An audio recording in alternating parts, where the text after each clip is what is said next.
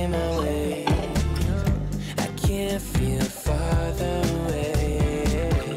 Wait on a moment to say that I want you. You know that I want you.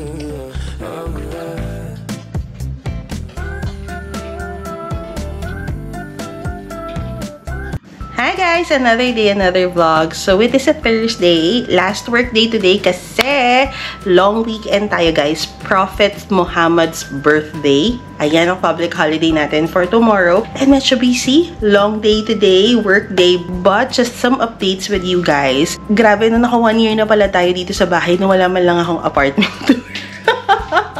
And we were talking about it the last time na simula nang lumipat kami, halos entire stay namin may parents kaming kasama. Like for 8 months, may parents kaming kasama sa bahay. Nung umuwi na lang sila mama ng end of July, saka lang talaga yung parang, tayo na lang talaga uli. Alam mo yun, kami na lang talaga uling tatlo. Yung bahay is a 2-bedroom as you know, nung lumipat kami. And the reason why we moved to a bigger place versus nung naka-studio pa kami the last time sa Discovery. Kasi nga darating yung parentals, mag-visit. We still opted to renew kahit hindi naman namin nakaplan na mag-visit sila mama anytime soon. Kasi first is nag-work from home kami and second, madami na kaming gamit para bumalik ng 1 bedroom, ganyan, hindi na magkakasya and hassle na talaga kaming mag-move guys. Every year na lang ganito and okay kami dito, okay kami sa place, okay kami sa space namin. Kaya considering na nag-increase pa rin kami ng rent, yes guys, kahit renewal nag-i-increase pa din, okay na kami. Pag lumipat kasi kami ng bahay, either lalayo kami or baka mas mahal pa yung makuha namin. Okay pa din tong rent na to dito sa Oaks given na katabi siya ng hotel, katapat siya ng mall, malapit lang siya sa metro, malapit lang siya sa Sheikh Zayed. Very convenient ito for us and meron kaming friends na malapit lang din talaga in cases of emergency. Maraming nagtatanong sa akin is, Irish, sino po yung contact nyo? Ganyan. Gusto naming mag-inquire. As far as I know guys, full occupancy yung residences. Yun ang alam ko ha. And as a matter of fact, meron akong mga kilalang naka-waitlist pa. So, ganung levels. I suggest, check lang kayo. Magpa-waitlist kayo siguro if you really are intending to be in this area. Baka malapit nga sa work ninyo or something else. Gaya nung na-mention ko kanina na increasean kami 10% which is still legal. Kasi if you have your own contract, kung halimbawa magre-renew na kayo anytime soon, gusto nyong malaman kung magkano na yung legal na amount na pwede sa inyong hingin ng property management or ng landlord, type nyo lang Dubai Rental Index, tapos kailangan yung EJARI number nyo, yung basta yung contract details nyo, and then malalaman kung ilang percent yung increase ninyo. At least 10% yan unless sobrang baba nung renta ninyo versus the current market within your area. Medyo magtataas kayo siguro. So sa amin, 10% yung na-increase namin. Yun talaga yun eh. Wala kaming magagawa. We tried to negotiate pero it is what it is right now. Ang maganda naman is rent lang yung in-increasean. Hindi kami na-increasean ng DEWA, yung ng utilities kasi as you know, dito sa place namin, yung rent namin is kasama na yung mga utilities. All-inclusive kami sa utilities. Alam mo yun, wala ka nang iisipin na magbabayad pa ako ng deposit sa DEWA, sa internet, ganyan. Kasama na until internet. Yun naman yung kagandahan dito. Basta bayaran mo lang yung renta or yung isang payment mo lang, okay na yun. And for sure, magtatanong kayo kung magkano na yung rent namin. For this place, sa renewal namin, 80,000 plus. Ayan, 80,000 plus siya. Kasama na yung utilities for 1 year. So, yung increase namin was siguro nasa 500. Kasi talo naman kami naghati dun sa 500. So, yung 160, kesa naman mag-hassle pa kaming maghanap ng bahay, maglipat, yung additional cost, mas ikatitipid pa rin naman namin kung magre-renew kami ng kontrata. Tapos, nung nag-renew kami ng contract, syempre, hindi na kayo magbayad ng agency fee, wala nang ganon. Ang nagbayad lang kami ng renewal fee at saka ng EJARI. Yun lang naman yung additional na nabayaran namin. Ayun lang naman ang aking quick update sa inyo kasi nga alam ko may mga nagtatanong, especially yung mga interesado na siguro from room sharing, gusto niyo na mag-own bahay, medyo mataas talaga yung mga renta ngayon. There's no guarantee na bababa siya in the near future. I suggest na kung gusto niyo na talaga yung independence, yung freedom, yung peace of mind na having your own place, then do it kung kailan kayo comfortable na gawin yan. And then, dito pala guys, mga unfurnished yung mga bahay usually. Ayun, siguro unti-untiin nyo na lang yung pagbili ng mga gamit nyo para hindi masyadong mabigat. And hopefully guys, siguro yung talagang apartment tour and all of those things, try natin sa January na lang. Ayan, at least meron akong January promise and commitment sa inyo. So, baka naman mga February nyo mapanood kasi i-video ko siya ng January. Back to work muna tayo and I'll catch up with you later.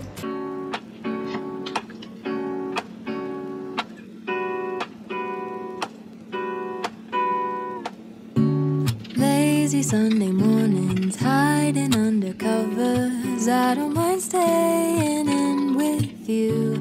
Play your favorite movie, laying right beside me. I don't mind when it's just us two. The corner coffee shop we like to go. Late night walks with you to take me home. With you I never feel alone. These little songs make me glad to call you mine. And you have got my head in the clouds. Oh. 1, 2, 3. All that I need is your body next to me on rainy days. Just need your company, don't need too much. Just your simple love and it's everything. Hi! Lunchtime.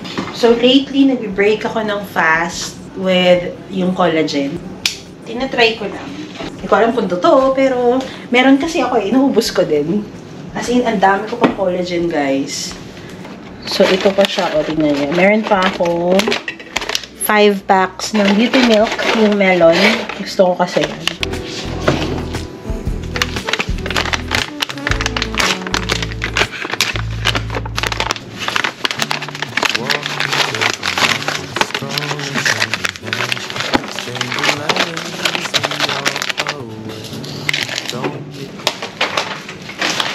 And then, for our lunch, binabani such to jumbo burger. I'll do anything to get your attention. When you say you love me, I seem to ascend to the heavens above, where we fall in love. I don't know what I would do without you, because all I need is you. Make me fly to the clouds. All that I need is your body next to me. Gutom na si ate girl.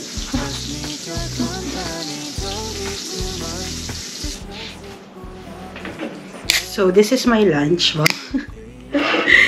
Actually, second burger ko na to. Gutom ako for some reason. Meron tayong root beer, o diba? Diet ka, girl! Root beer, pero zero sugar daw siya. Maniwala tayo sa zero sugar. It's all in the mind, char. Can't imagine living life alone. If we were to go separate. Hi guys! Another day, another vlog. It is still part of the long weekend. Saturday ngayon. We are on our way to meet up with a high school friend. Ang aking kumare ay nagbakasyon, pumasyal ng Dubai. Kaya we are meeting her. Sunduin namin siya sa hotel. And then after noon, yun, mag-ikot-ikot kami. Actually, mag-lunch muna kami. I've been craving for Zamzam, kaya siguro doon ko na lang sila dadalhin for lunch. Tapos kain, pasyal, and then bibili daw siya ng mga pasalubong para sa mga kids.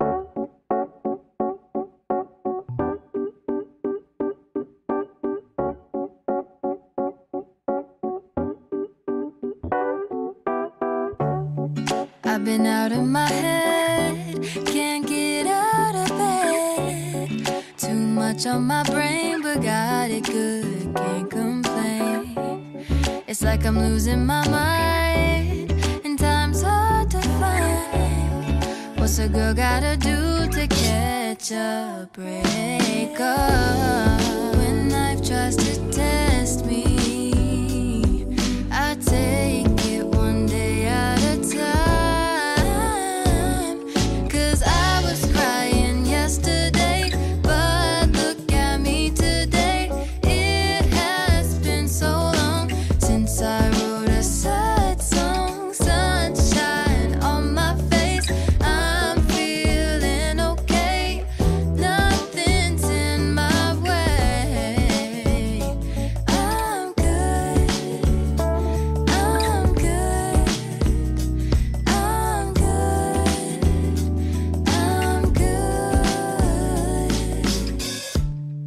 put a dress on today. I don't care what you say. And I'm ignoring my phone, so don't try to reach me. I can't do nothing for you, so don't ask, I ain't coming through. Cause I'm running away to my own world, that's where I'll stay. When life tries to test me, I take it one day at a time. Cause I was crying yesterday, but Kainit. Ayan. it's been so long since I wrote a sad song. Sunshine on my face, I'm feeling. Shopping pa more, Mare. Pambili na lang ulam. Ayan, uuwi na. Nandito na kami sa hotel. Ayan. Lahat ba nakapag-shopping na? Miss Kaya. Lagpas 5 seconds ka na. Oh, sorry. Hindi na ako makahinga. 5 seconds na. Ayan. Putan ko yun. Ayan, Okay. ang ganda. Ano ba? Ay, ang ganda. And thanks, Mare. See you next month. See you in the Philippines. Natupad na. Hi guys, good morning. Another day, another vlog. It is Sunday. And aalis tayo ngayon kasi it's the birthday celebration of Ate Mel. Pupunta tayo sa Paluto. So, doon ang kanyang birthday. And na-miss ko din talaga yung Paluto. Kaya buti na lang doon siya nag-celebrate ng birthday niya. So, let's go. Late na tayo. Dapat 1 o'clock, 1:20. Nalagot na naman kami.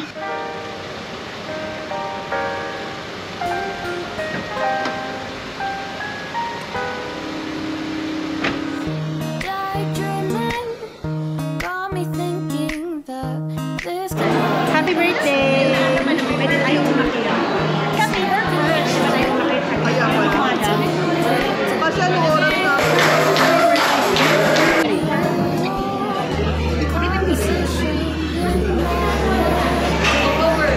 Yummy! Taas mo.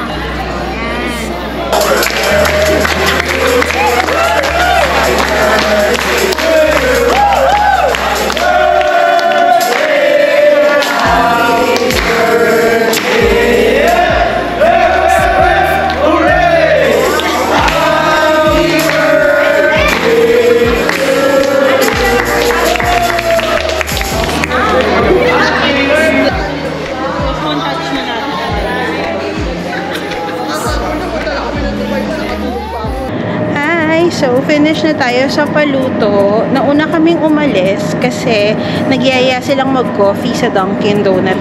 International Coffee Day. Parang ganyan. So, free yung coffee. Sabi namin, dadaan lang kami ng Reef Mall kasi mayroon akong titingnan na bibilhin. Basta. Ayan. Hi! After namin ng Reef Mall, dito kami sa Satwa kasi pupunta kami sa Maria Paz. Bibili kami ng cheesecake kasi sa mga masasarap na cheesecake talaga dito sa Dubai, and we've tried it before. And as a matter of fact, na-meet namin si Madam CEO, si Ma'am Maria Paz talaga in person. Natandaan niya yung nasira yung hard drive ko nung na last time. Kasama yun sa mga nasira at nawala kong files nung na-meet ko si Maria Paz sa Kikay Kits the last time. Pati si Madam Kikay Kits na meet ko in person. Meron pa nga akong title dapat dun sa vlog na yun Meeting 2 CEOs in a Day. Mga ganyan na yung mga title ko na pa. Unfortunately, ayun nga nasira yung mga clips ko noon. So, ay mabait. Sobrang mabait at down to earth ni ma'am. Alam niyo naman, lagi lang kami nasa bahay. Minsan, gusto namin ng merienda pag nag-work from home kami na such. Bili na lang din kami ng cheesecake. Lagi namin naiisip yun pag nandito kami sa side na to. Meron siyang shop dito sa may Satwa. Papakita ko sa inyo. Just in case, mapadaan kayo or within the area, ayan, pasyalan nyo, masarap yung cheesecake at affordable. Dito si Satch sa parking space, hazard lang siya dyan, antayin niya ako, and then ako pupunta. Buwis buhay. Lalakarin ka na lang papunta doon, wala kasing parking dito sa may area, tapos one way lang, so mahirap, bigla na lang huminto, mahaba yung pila doon maalangan pa, ang lain ang iikutin niya.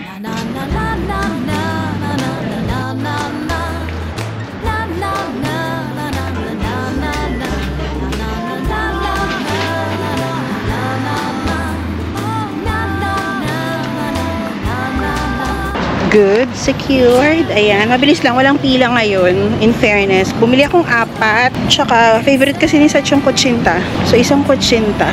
And then, parang 12 lang ata yung isang cheesecake. Yung isang loaf. Buhay na yung dessert mo nun ng ilang araw. Atras ka ata.